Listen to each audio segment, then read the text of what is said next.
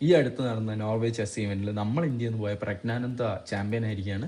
I am very happy for that. And ഇതൊരു normal വിജയമൊന്നുമല്ല, കാരണം classical ചെസ്സിൽ Magnus കാൾസനെ ഒരേ ടൂർണമെന്റിൽ 2 വട്ടം തോൽപ്പിച്ചിരിക്കുന്നു Praggnanandhaa.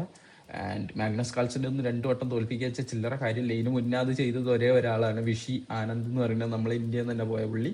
And also Gukesh, current world champion ആയിട്ടുള്ള ഗുകേഷിനെയും തോൽപ്പിച്ചതാണ് പ്രജ്ഞാനന്ദ് ഈ ഒരു വിന്ന് കൈക്കലാക്കിയിരിക്കുന്നത്. റീസെന്റ് വൈശാലി രമേശ് ബാബു, പ്രജ്ഞാനന്ദന്റെ സിസ്റ്ററും FIDE women's world championship achieve ചെയ്തിരുന്നു ചെസ്സിൽ. അതും അത്യാവശ്യം വലിയൊരു അംഗീകാരം തന്നെയായിരുന്നു. ആൻഡ് ആ ഒരു സക്സസിന് ശേഷം ഒരു ഫാമിലി സ്ട്രീക്ക് ഒക്കെ മെയിൻറ്റെയിൻ ചെയ്തുകൊണ്ടുള്ള ഒരു വിജയമായിട്ടാണ് ഞാൻ ഇത് കാണുന്നത്. നൈസ്.